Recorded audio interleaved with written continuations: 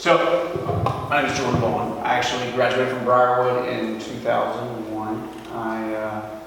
One of my compatriots actually is here. Briarwood is a big part of my life. Basically my parents have 5 other children other than me, and all of them also attended Briarwood, so probably paid for some, addition to the school or something like that. But regardless, you put this right here. I am a physician. First of all, my undergrad's in biological and chemical engineering.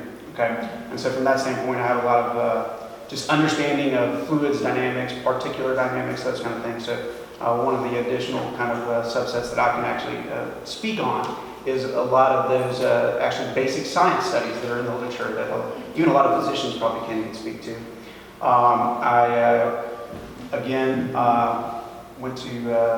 I graduated in, 2005. 2009, graduated med school at UAB, then did my internal medicine residency at UAB and finished in 2012 and board certified in internal medicine.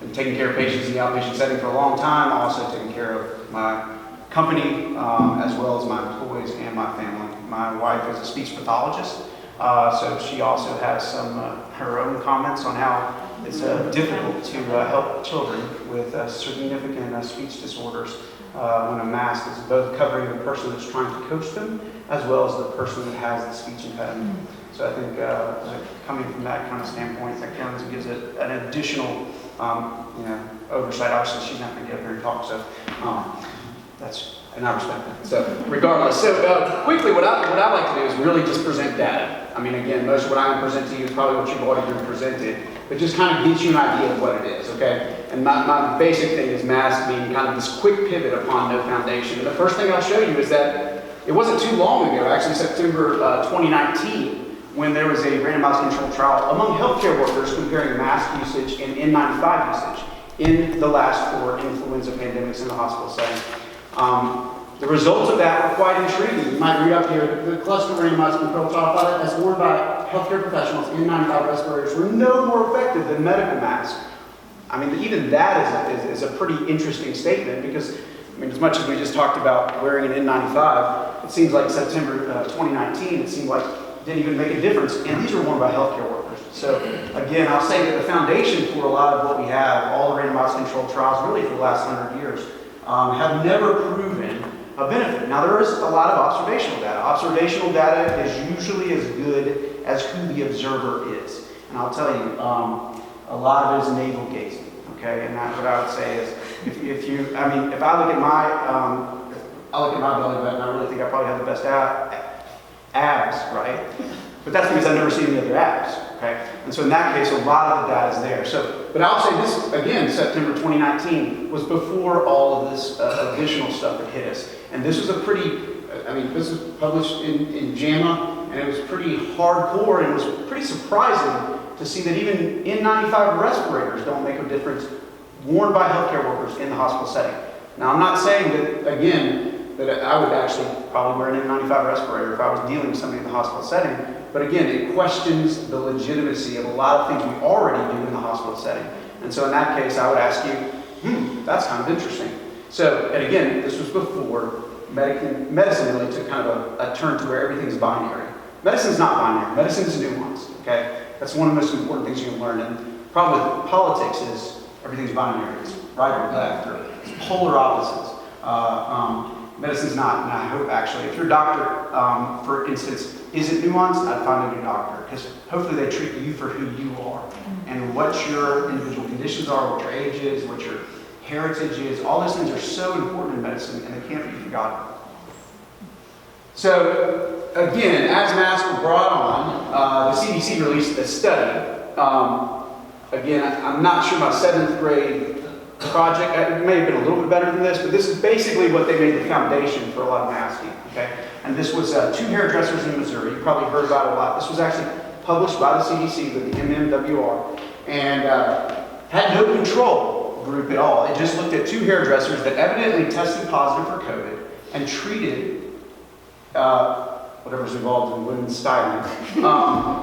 And none of those people were infected. Now, that's an interesting study. I mean, in all honesty, I would like to say, well, maybe there's something to that. But if this is the foundation of your argument, you have to compare it to what, other times. Actually, there's been many reports of even a gym owner that tested positive, that every person that he was involved with for the previous 5 days also tested negative. Guy didn't have a mask on. So again, when you're not comparing to other things, if the observational study is just on one thing, it usually is, it might be something that might ask a question, but in medicine, the next thing we do is compare those things, okay? We go ahead and say, well, if this makes an intervention, let's compare it with the intervention not being sought. So the reality is this study is the study, and actually I got the study from Dr. Pappas, so it was awesome Monday night. Dr. Pappas, one of my teachers, I respect him a lot, he's an awesome guy, and in an awesome position. This is what he brought forth at the meeting at Mount Brook, and in all honesty, interesting study. My argument would be the top line finding is very attractive, right? We're saying, hey, you probably actually read it, the New York Times had an opinion piece about it. Everybody here reads the New York Times, right? So, it basically claims that, masks lower, transmission. The problem is that all the schools were under a mask mandate that were evaluated there. So again, there was not one school, they could have done it easily, okay? There are many other places that they didn't have it. So what about the CDC study that compared Florida districts with and without mask mandates and found that those without mask mandates had higher COVID outbreaks in their schools? Again, that is observational data, but this is the foundational data that I'm just making the foundational data that the ADPH is using to make the recommendations. Scott Harris is using this study specifically to make the recommendations to our students in the package back to school. So there's half a dozen other studies in Nature, Science, New England Journal that have advocated the mask for. So anyway, I'm here to actually talk out. We can talk out, that'd be great, but the interesting thing was when we actually did that, the intervention group wasn't even there. When they actually asked to find out what did they even compare it to, they compared it to an Israeli study. The Israeli study that they compared it to was only for 7th to 12th graders, okay? So that's interesting. So we were using something that was only even useful for 7th to 12th graders and then applying it to our elementary school kids. And then not only that one actually didn't even show any difference either. The most interesting thing about this study is that it kind of buried the lead. Sorry, I need some water. It actually showed there's no effect on what the distance your child is from another kid. Okay, so they kind of buried the lead. That's actually the most interesting finding here. Among schools, they had differences in how far they were from each other, and the outcome was it really doesn't matter. They have the same rates among each different school. So again, sometimes when they bury the lead, you start to worry about it. And in all honesty, the great thing about this is even talking to Dr. Pappas on Monday night, both of us are factually correct. He likes to use the observational studies. I think we need to go about randomized controlled trials. And in all honesty, we agree that both of us are right. We just see it differently. And the beautiful thing about that is that's what science is. So now I will say a lot of around the time that we started doing masks, people started saying, well, you can't use the influenza data and bring it forward. And a lot of times they said, well, it's just a different mechanism, it's a different infection. We can't use that influenza data to make the same argument. And so actually a pretty robust study was done in Denmark. And that study actually was published in November. And the interesting thing about that study was it didn't make exactly the argument in terms of source control. So again, I'm not here to tell you anything different than what's in the study. But in terms of actually wearing the mask to prevent infection, you can see the actual difference observed. Wasn't statistically significant, but the confidence interval showed that it either reduced infections by 46% or increased infections by 23%. Again, if a study gives you that kind of outcome, again, it doesn't really work very well.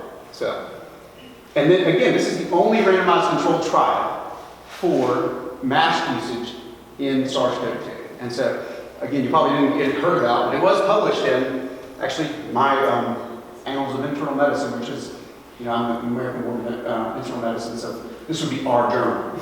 But it was interesting that they finally were able to publish it because the data, actually, they talked to the authors, and the authors couldn't find anybody that wanted to publish it. Not because it wasn't peer reviewable, but because no one wanted to take the heat. So, again, the basics of that study was that in the end, the confidence interval, again, the 3,000 people that wore masks and distance versus the ones that didn't, the difference in infection rate is 0.3%, and even that on an actual statistical significance was kind of up for nothing. So, and again, this kind of matched the 12 previous randomized controlled trials that showed, with moderate certainty evidence, which means on how big the studies are, that there were negligible additive effects from masks in the prevention of respiratory infections, which, again, you know, it's not that hard to say, this is exactly like the last previous 12. It would be interesting if the study showed that all of a sudden this respiratory infection was different, but it didn't. So again, it confirmed what we already knew. And so again, what you'll hear